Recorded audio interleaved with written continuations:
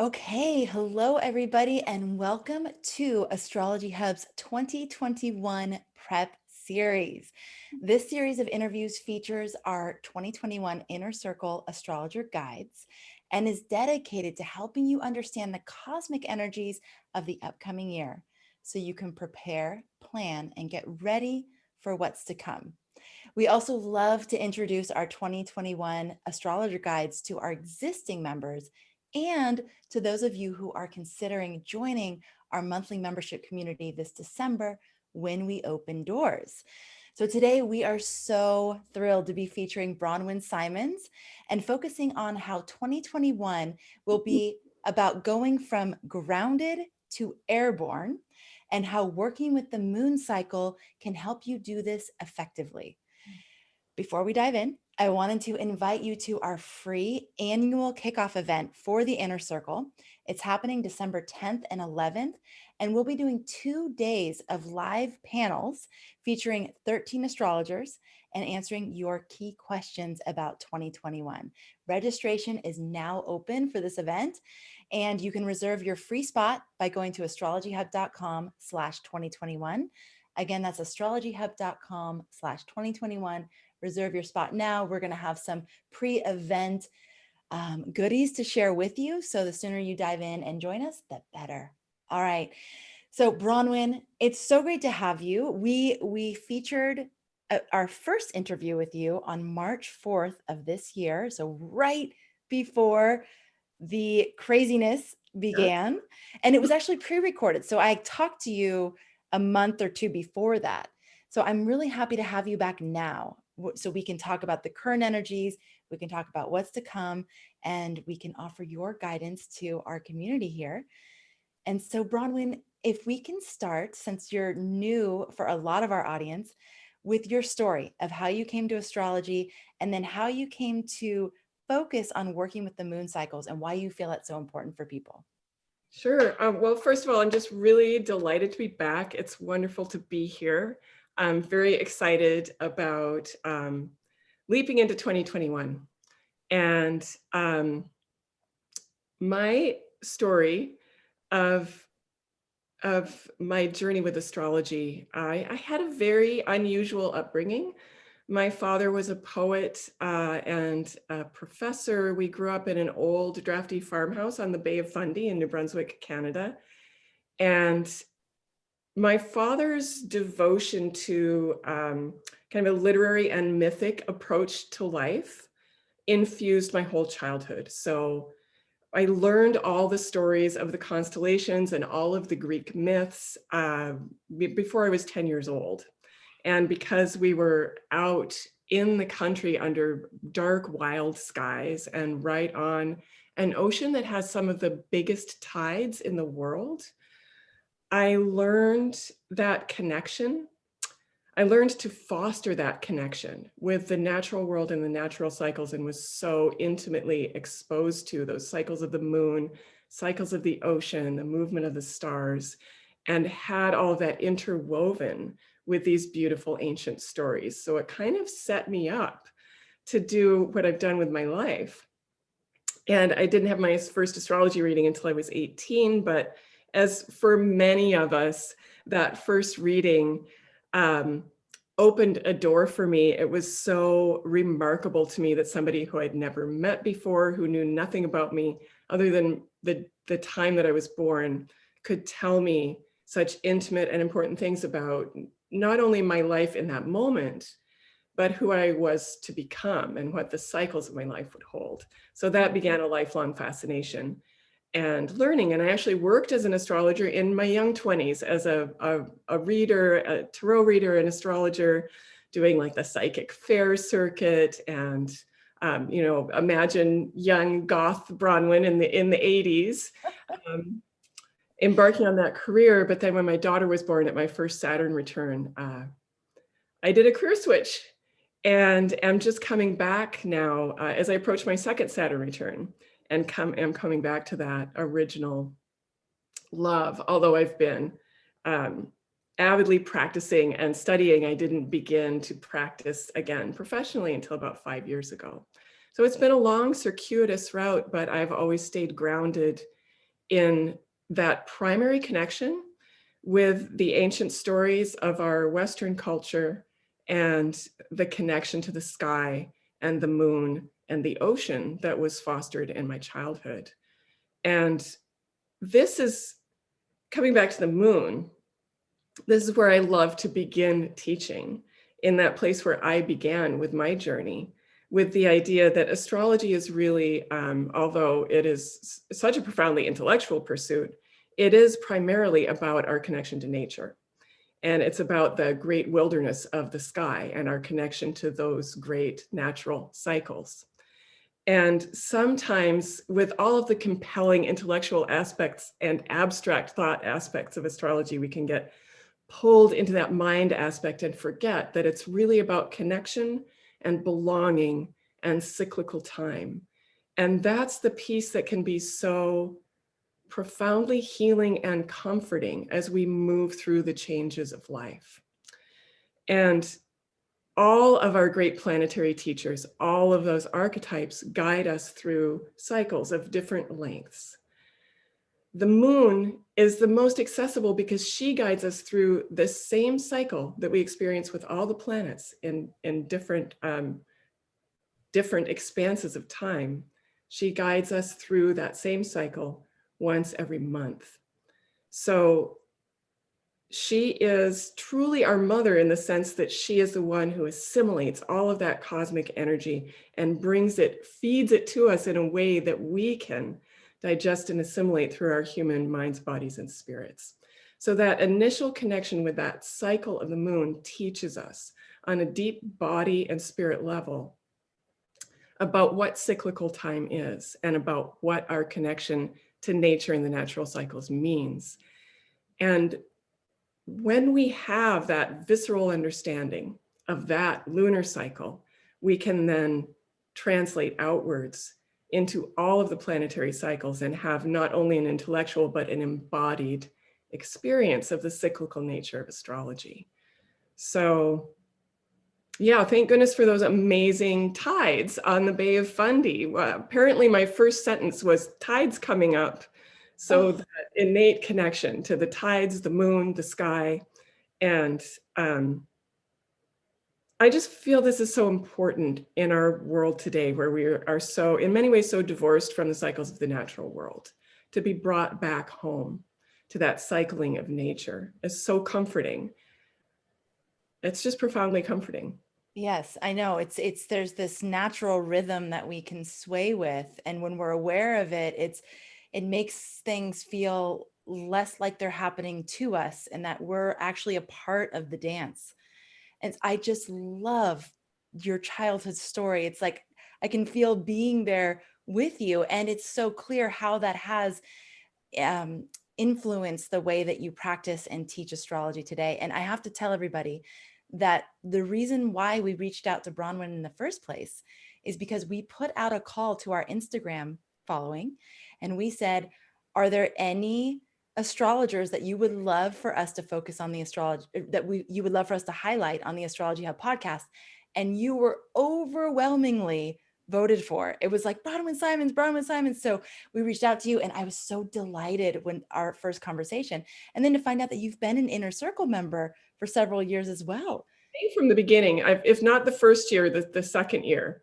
And yeah, I was just saying before we came on the podcast that it has actually been on my manifestation list to be an Inner Circle guide from the beginning. I just have so much admired the work that you're doing in connecting people in such a loving and authentic way with this beautiful sacred science. So I'm really delighted to be a part of this work. Oh, yeah. We're so happy to have you. Okay, so let's shift our focus on to 2021. So tell us, if you had to, well, I already kind of know the theme and we put it in the title of this talk. So why are you saying the theme of 2021 is from grounded to airborne? What does that mean? So this is a really important year for us to think about our elemental balance and the elements in astrology, meaning the classical elements of earth, air, fire, and water, because we are going through a profound shift from earth into air. And this is reflected in several of the big transits that we'll be experiencing in 2021. From smaller cycles to larger cycles, there's a reflection of this deep energetic shift from earthbound to airborne. I think one of the key things for anyone watching, no matter where you are in your astrology journey, it's for assimilating the energies of 2021, for you to understand your own internal elemental balance is more important than ever. So we do have several important planets moving out of earth signs into air signs. So that's one of the most basic reflections of this. And longer term cycles shifting from earth to air. But what I really want to call our attention to is that inner experience of that shift of energy from earth to air. We've been, as you know, in this very Capricorn focused year with two of our great teacher planets and the planet of Pluto, our planet of transformation, all hanging out in Capricorn, one of our earth signs, right? And the analogy that I've been drawing as I guide clients through this year of difficult Saturnian work, that Capricorn work of growing ourselves up, of examining our structures and letting go of the ones that don't work and beginning that hard work of visioning a new structure. This is what 2020 has been all about, and it's been hard. It's been like that, you know, the Capricorn is the mountain goat, of course, also the mystical sea goat. But if we think about just the mountain goat symbol of Capricorn, that climb where the rock face is right in your face. Think about people who do free climbing. They're not roped to anything. And there's an intimate relationship with that rock face of fingers and toes and body just clinging to the rock face. And imagine what that feels like. And having your face just so close to the rock and having each little movement be of ultimate importance. And I think in many ways, 2020 has felt like that deep essence of Capricorn, of that hard work of climbing, moving forward incrementally and having moments when you feel exhausted but have to keep hanging on. And just that essence of Capricornian work and that archetypal rock face that we're up against. So here we're getting to the end of 2020. We have our two big teacher planets, Jupiter and Saturn, about to move out of Capricorn, out of that difficult climb with the rock face right in our face, and into Aquarius, big view. So this is analogous to that moment when you've been making this incredible free climb up this rock face and you finally summit. And the view goes, it isn't just a little shift in view. The shift in view is from being a few inches from this intense rock face to mountaintop and a dizzyingly expansive view. And I think if you imagine that and imagine all of the variety of feelings that you would have as you summit, there's victory, there's exhaustion, there's a kind of release and anticlimax, there's, depending again on your elemental temperament, there might be a surge of fear. There's so much that happens when we move it from one intense elemental experience to another. And that's where we're going. It's a very dramatic shift, much more so than we usually get as these cycles change. And it's from that intense earth focus into an expansive air focus. And I can't tell you how that's going to feel for you, because that really depends on how those elements shake down within you. And it's going to be such a mixture of feelings. But yeah, it's a very intense,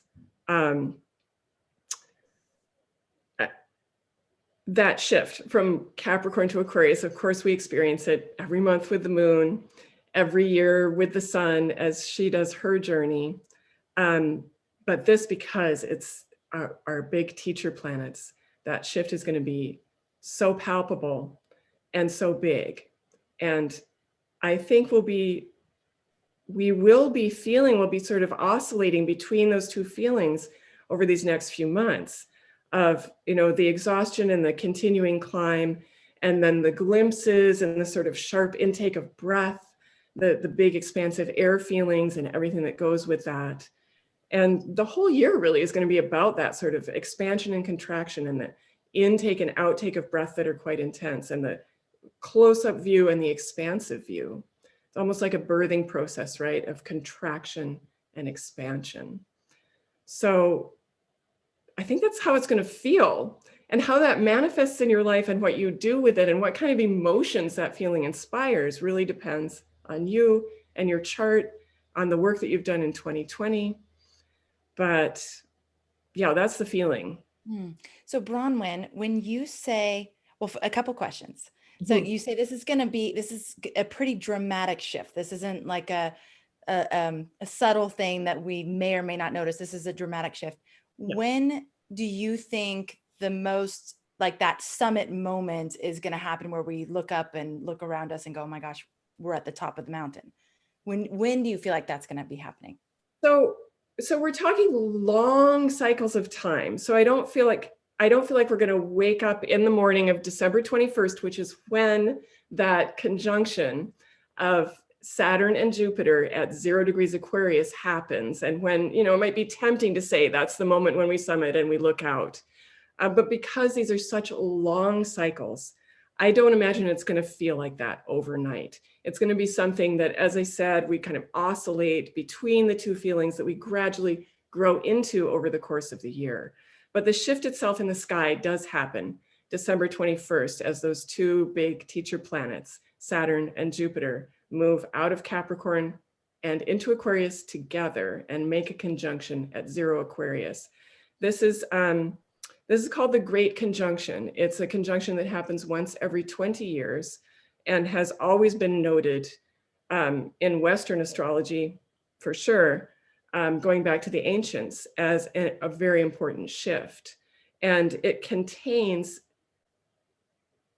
a 20-year cycle, but then it's also a 200-year cycle, and it's also an 800-year cycle. And this is where the elements become important, because that conjunction happens once every 20 years. So we'll experience a few of them in our lifetime, and they will be big turning points for us personally. But that conjunction happens in a new element only once every 200 years. And it concludes a whole elemental cycle, a journey through 4 elements once every 800 years. So what we're doing this year is shifting out of a 200-year Earth cycle with Saturn and Jupiter, with our ability to expand and our ability to create structures. We're out of 200-year Earth cycle into a 200-year air cycle. So this is when we're thinking not so much about our personal lives and how it affects us, although we are children of a transitional time, because we've been living in this 40 years between Earth and air. So it's a special time to be alive astrologically in terms of that great conjunction. But that's the switch, and that's why I'm talking about a bigger feeling.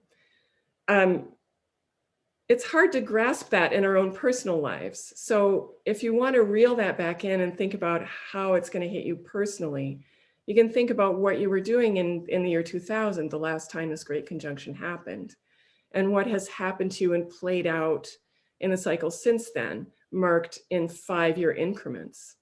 Because I think it's hard to wrap our minds around those big, huge cycles that humanity is going through. And we can start to assimilate that by looking at our own life history and seeing how those changes in our structures and in our ability to expand have hit the ground in our own life. But that's why I'm saying it's a dramatic shift, not just an ordinary shift from Earth to air, because it's a 20-year, 200-year, 800-year shift. Wow. In our society. Yeah. So Bronwyn, I'd love to go to the other key transits that you're seeing in 2021 here soon. But before we do that, you've mentioned a few times, depending on your elemental makeup. And I'd love if you could, first of all, explain to people how they can find their elemental makeup if they don't know what their elemental makeup is, number one. And then number two, would you mind going through the different elements and how it may be experienced for someone that's, say earth heavy or air heavy or water, just go through a few examples. Yeah. And I love to teach this when I work with people on the moon, because it's another element to know about your sun sign, your moon sign, your rising sign. Another element. It is the element to know. So when we're talking about elements, we're talking about the 4 classical elements in our tradition of Western astrology, which are part of the whole Western Hermetic tradition, but got woven into astrology very early in the history of Western astrology. And they are earth, air, fire, and water. So the idea is that all things physical and energetic, hold the energy of a particular element. So the element is physical, but it is also an energetic and archetypal quality. And I think it's actually quite intuitive. And I love to do this exercise when I'm teaching in person, way back when we used to teach in person. Just ask people to imagine, to think about the qualities themselves of those different elements, earth, air, fire, and water. Think about their own associations with those.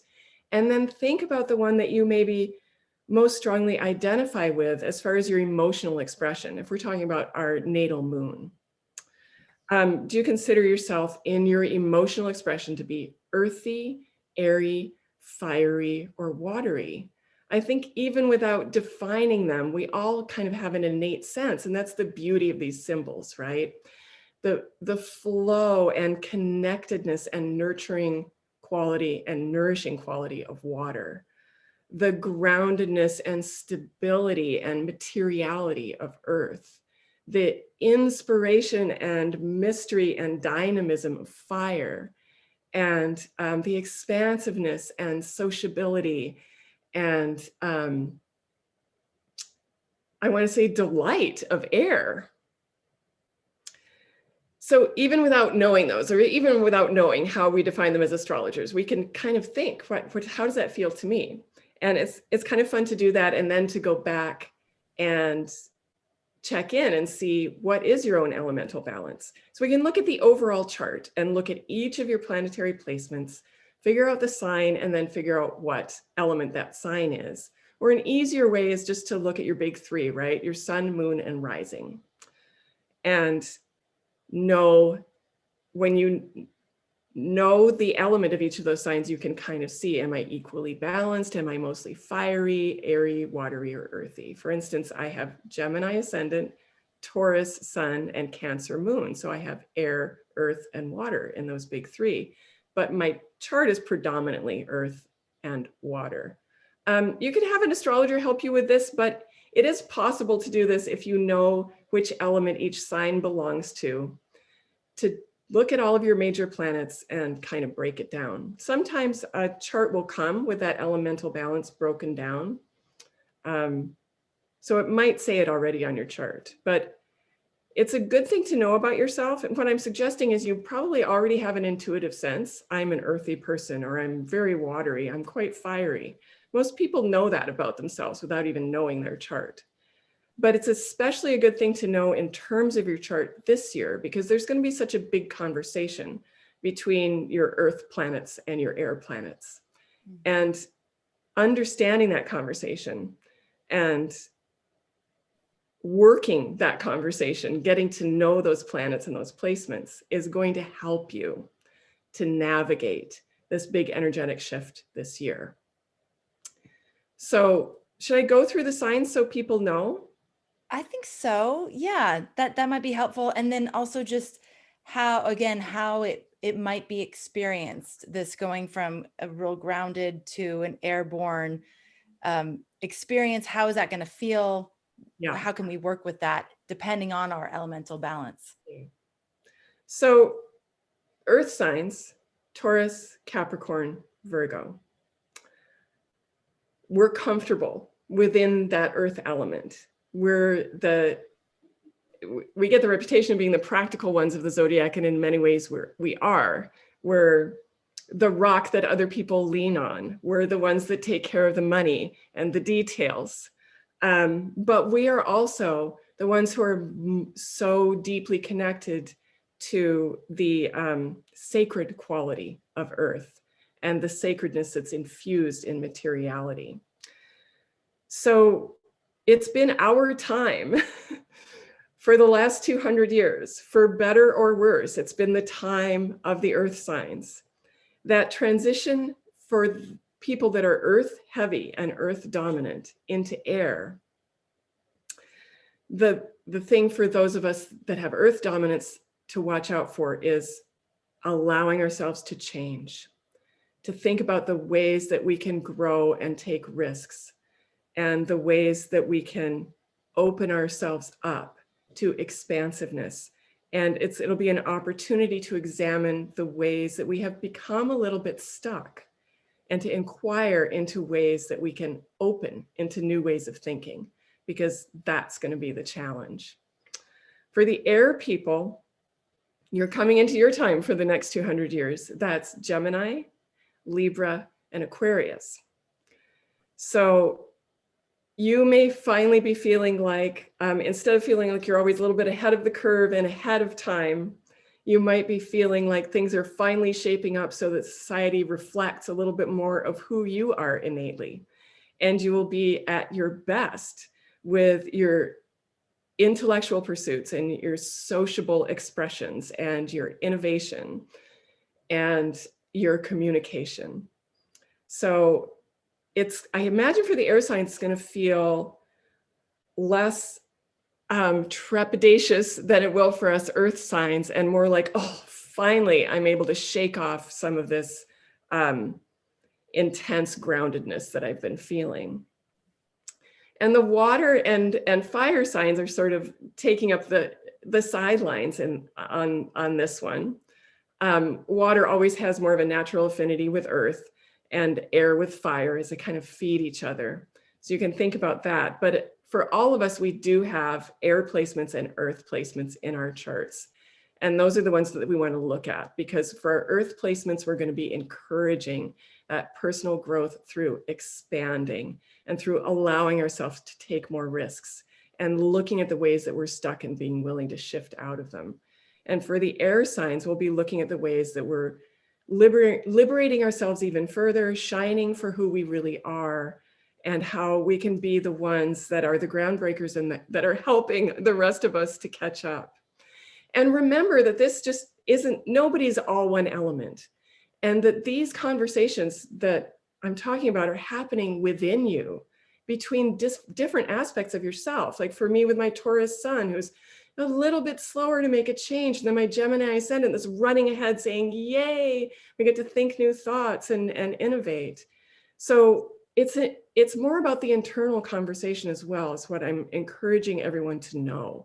Where are the places you're going to be feeling liberated? And where are the places you're going to be feeling a little bit fearful and holding back?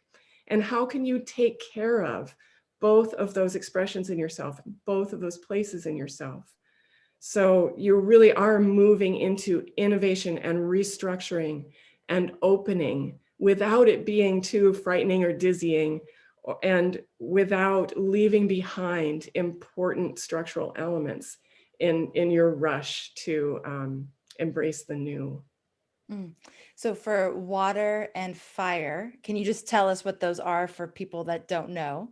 And then you're saying that the ones that are heavy with water will maybe feeling a little bit more like the earth element that you described, and then people with more fire are going to feel a little bit more like the air, like that liberated feeling.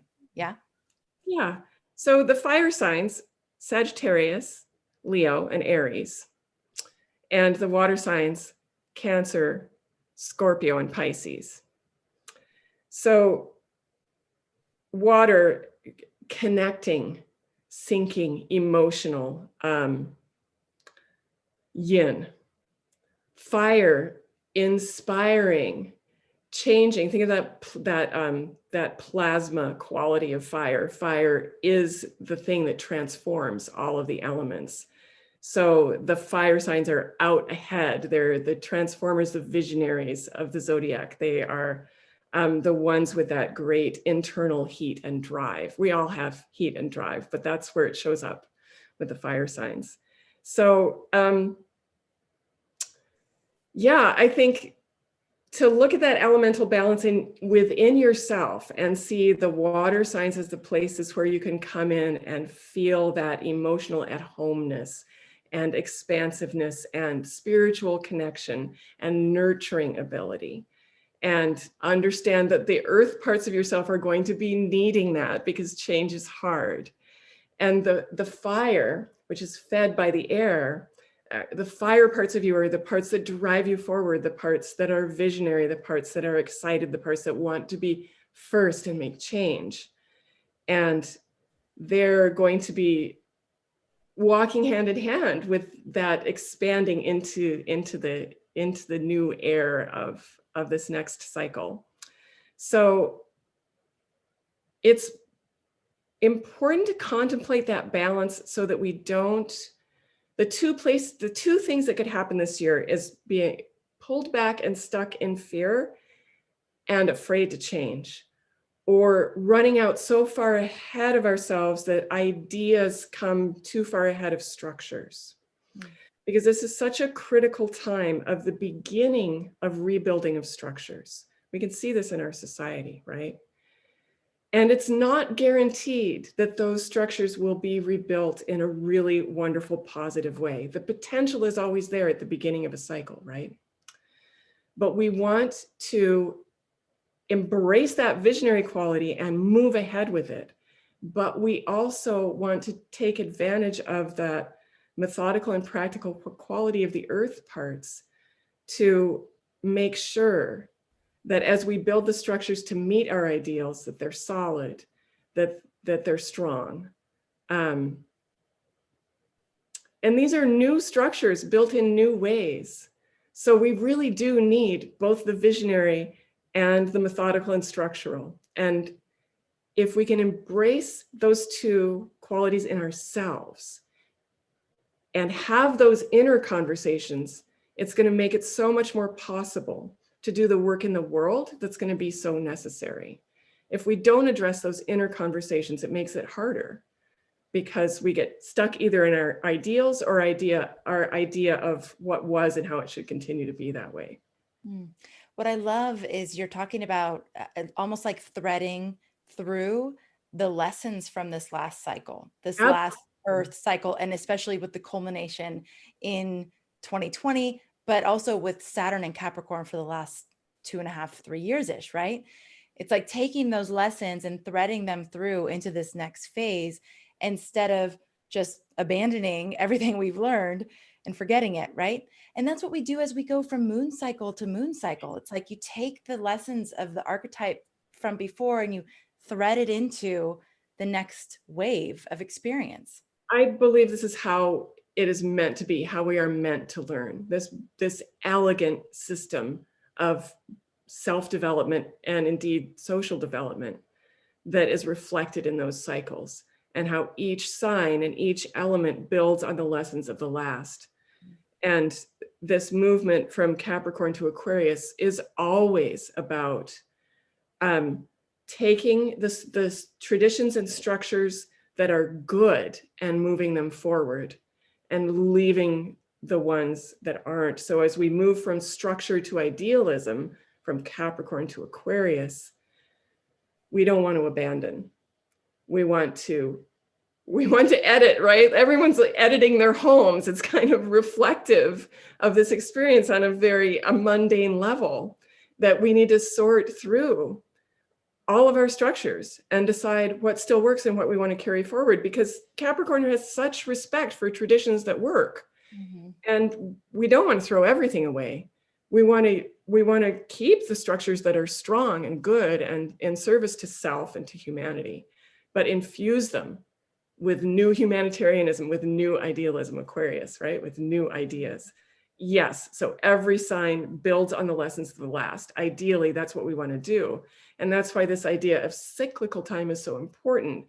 Our time and our growth is not just this trajectory where we burn bridges and abandon something when we're done with it and move in a straight line from the bottom to the top. That's a story we've been fed by our culture, and it's not how nature works, and it's not how cyclical time works. We're always looping around. We need to carry the best of the last cycle into the new cycle and we build in cycles. And yes, this is where the wisdom of the lunar cycle can really help us to assimilate these bigger cycles. Because every month we get to practice this. As the moon moves, she only spends 2 or 3 days in each sign, right? And we can feel that so intensely in our bodies and see it in the moods around us. That's how the moon functions. So notice that in these months going forward. I have been noticing this so profoundly all year as the moon makes that transition during that week that she moves from Capricorn into Aquarius and finally into Pisces, where she gets to dissolve and then start over in Aries. But I've been watching that, the feelings that we have during that Capricorn moon, and then how it feels to shift out into that Aquarian energy. The moon, again, it's so true that the moon is our mother, because she is that, her cycle is the place where we get to practice these big changes. We get to practice them every month. So we're going through this 200-year shift, but we have a chance once a month to practice what this feels like, to move from groundedness to air, from structure to expansiveness. And that's how we can use the moon. Attend to those moods as they pass with the passing days. Know what sign the moon is in. And notice, it's a beautiful practice to keep a lunar journal. So you're tracking your dreams, you're tracking your moods, you're tracking the things that happen to you and the experiences that come to you. Notice what sign the moon is in, what phase she is in. And if you keep track of that over time, even just making a few notes a day, you'll start to really understand the way you connect with these bigger cycles and what that Capricorn moon feels like to you, and then that shift to Aquarius, and with all the signs. Then when those transitions happen in the longer cycling planets, we can use that information.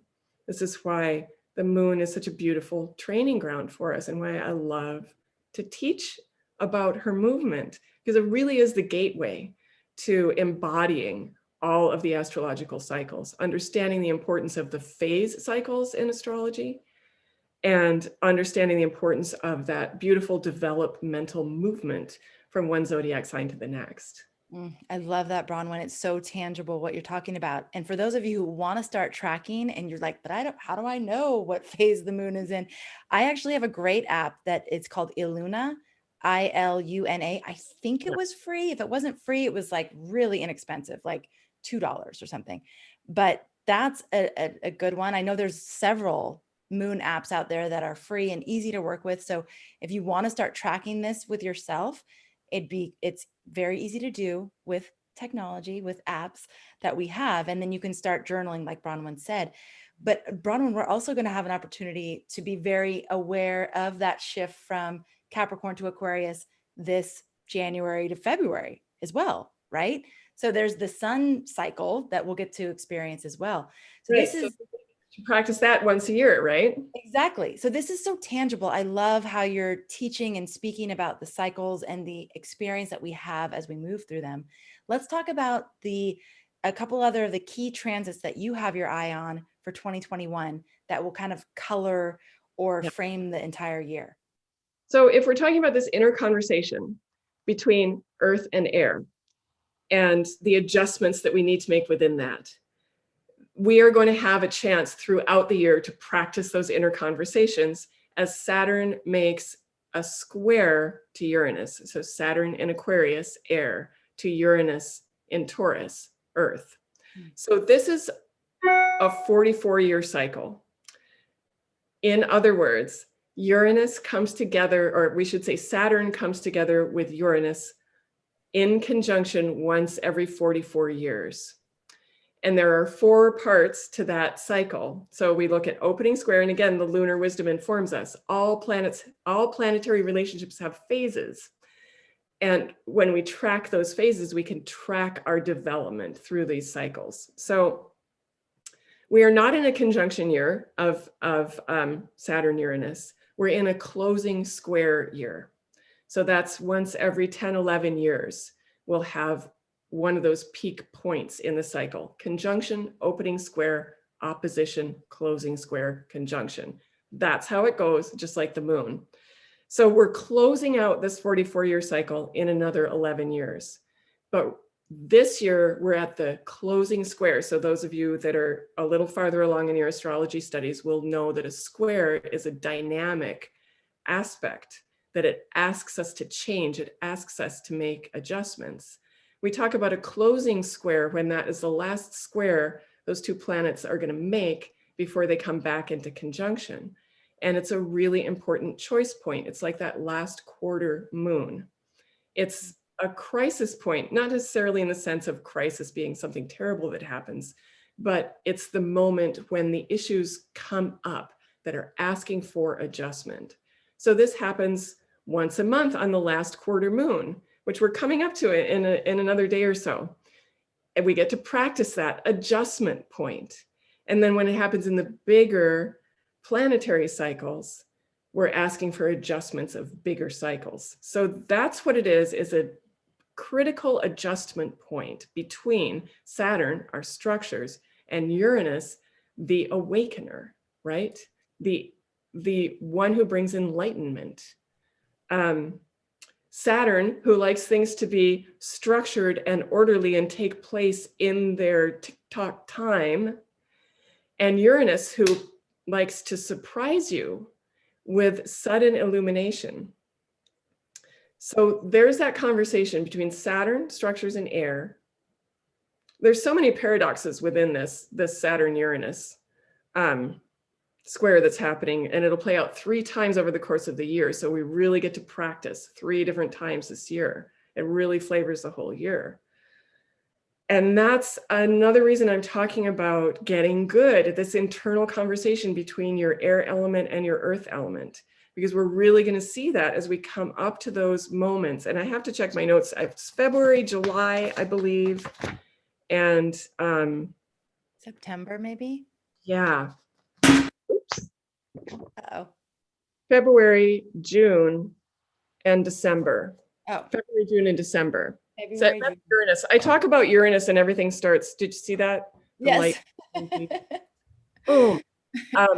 I have the Saturn-Uranus opposition, 1964 is when I was born. So you can check your chart for this too if you have a square, opposition, or conjunction once every 11 years. This will be extra intense for you. But yeah, those are the dates: February 17th, June 14th, and December 24th.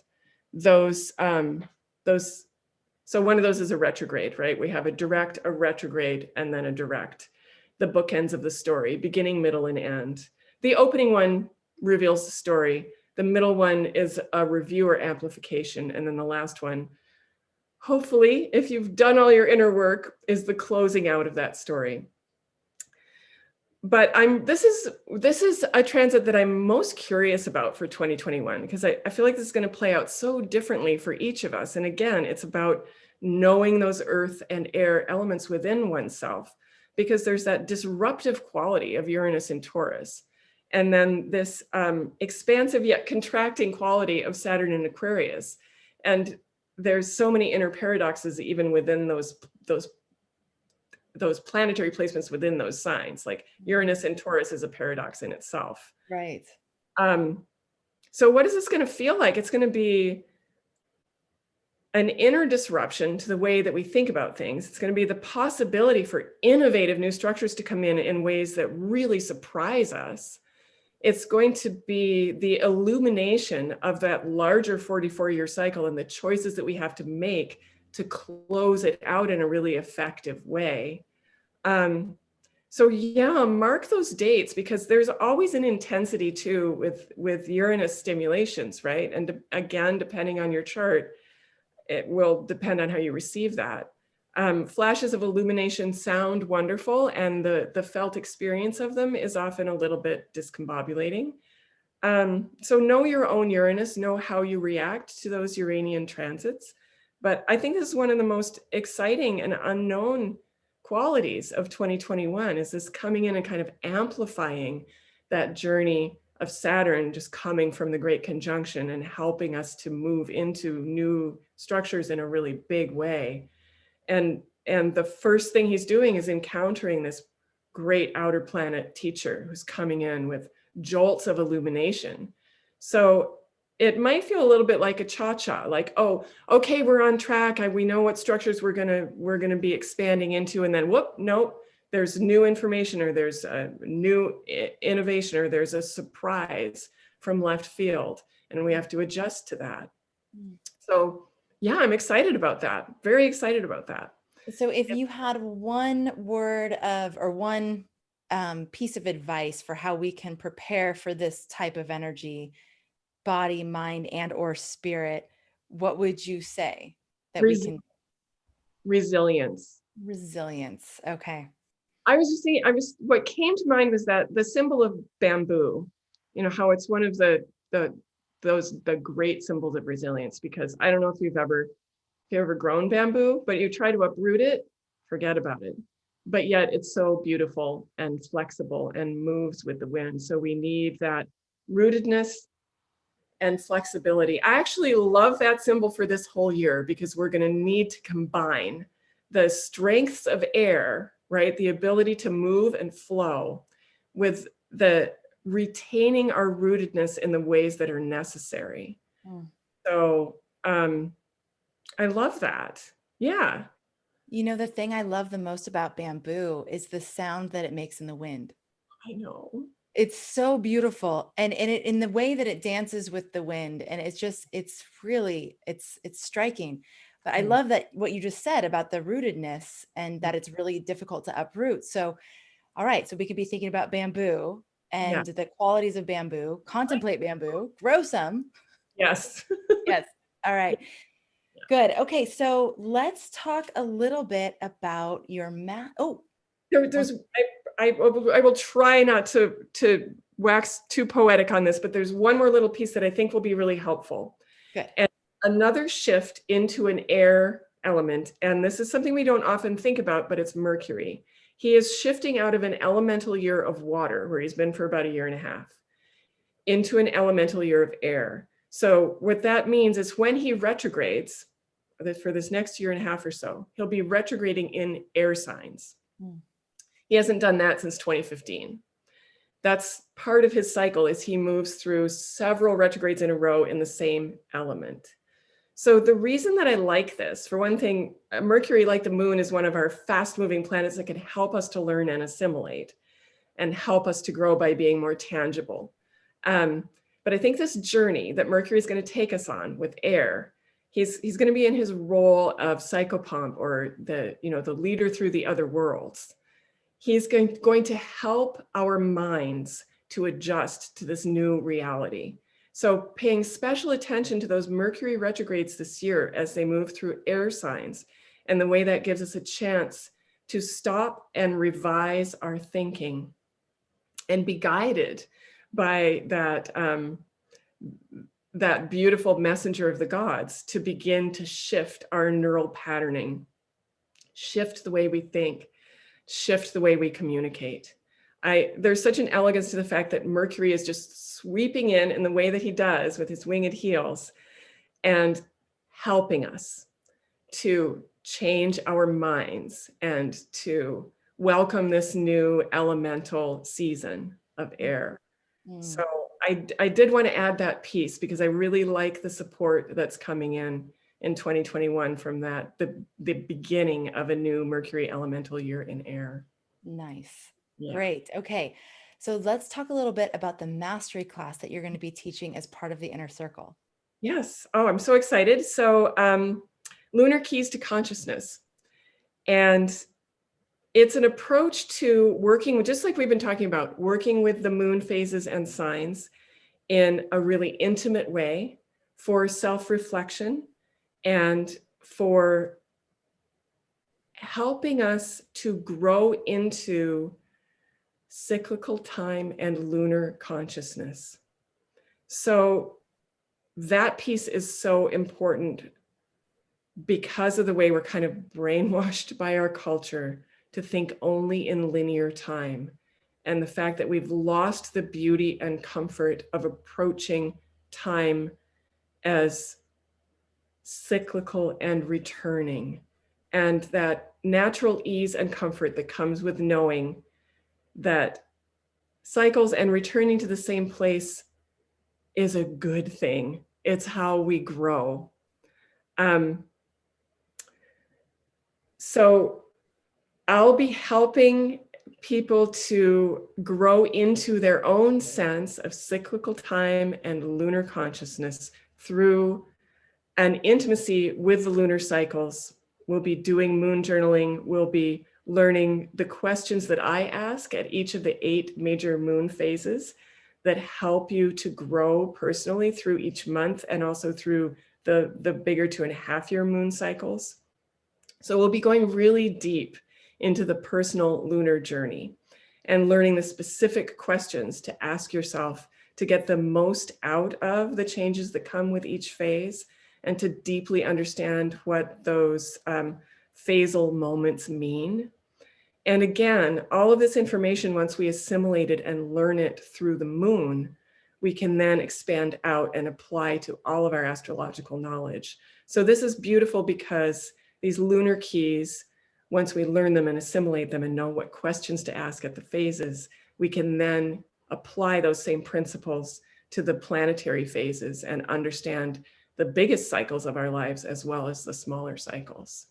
I So love that you're doing this. This feels like a key to our inner circle experience yeah, that I'm just happy we're offering it, because the inner circle is actually structured around the the lunar cycle. I lunar, mean, and that's because when I first started studying astrology, the way that I did it was in these new and full moon circles that I would go to with women here in Hawaii. And we would walk with the energy of each lunar cycle. And that was how I started to actually experience and embody the feelings of the different archetypes versus like memorizing a list of keywords for each zodiac sign. I was feeling them and how they actually felt for me. You know, what does Scorpio feel like? What does Taurus feel like? And it was a very different. So when we started the inner circle, we actually designed it around the lunar cycle for that same reason. So to have you coming in now and actually helping people anchor this even more tangibly yes. is such a gift. I'm so excited that you're bringing this to the Well, inner circle this year. I'm very excited to be teaching it because it really is a gift to be able to embody our astrological wisdom in such an immediate way. And that's the other fun thing about doing that lunar work is it's immediate payoff because we get to see it just over the course, even of the over the course of that month that I'll be guiding people through. Yeah. We'll be able to see it play out. And then it spans out into all the rest of your astrological practice. And it, yes, it really is about that piece of embodiment and assimilation. So yeah, I'm very, very excited about that. And I'm honored to be able to bring that to you guys. That's just great. Absolutely. Absolutely. Well, Bronwyn, thank you so much for giving us this preview into 2021. I love the metaphors that you've used, the climbing the mountain, the bamboo and the resilience, and also the way that you've described the cycles within cycles that we're experiencing. So we can take this all with us into the year and even be contemplating the quality of resilience Yes. and have it. I love the visual. I always love a visual to anchor these principles Yeah. because it makes it more real. So we Yeah. can be looking to bamboo and contemplating what it means to be resilient. What does resilience look like? How do we combine earth and air to become Yes. more resilient as we move Yes. forward into this new time? Brilliant. Thank you so much. And for those of you who want to hear Bronwyn plus 12 other astrologers Yay. during our free panel event happening December 10th and 11th, the other 12 astrologers who will be featured are also the inner circle guides for 2021. So you're going to get to meet the whole cast and crew of 2021. And they really do become, I think of them almost like captains of the ship. You know, each lunar cycle, we go through different energies, we're going through different transits, and we have different astrologers at the helm helping to translate the language of light, the literal language of light, so that we can use the information to navigate the tides. I mean, it's such an amazing experience, and we really get to grow together as an ohana, as a family in the inner circle. And Bronwyn, cannot wait to have you. So for those of you who want to join that panel event and get even more of an experience of, first of all, what 2021 is going to bring, how you can prepare for it, part of that event is also going to be a free closing 2020 ceremony, which I'm feeling very inspired about because we opened the year with the January 12th conjunction in ceremony. We're going to close the year with the winter solstice, December 21st conjunction, the grand conjunction. Is it grand or great? Great. Great, the great conjunction. But for me, this feels like a really important time for all of us to come together, integrate the lessons of 2020 and look towards 2021. And so we'll be coming together for that. And when you sign up for the free panel event, you'll also be invited to that ceremony. If you like those kinds of things, we'd love to have you for that as well. That's astrologyhub.com/2021. You can reserve your free spot now. So Bronwyn, thank you again. It's been such a pleasure. Thank you so much, Amanda. This has just been a delight. Thank you for, thank you for being you and doing the work that you do. It's wonderful. Thank you. All right, everybody. Thank you so much for being here. Thank you for being a part of our community. And as always, thank you for making astrology a part of your life. We'll catch you on the next episode.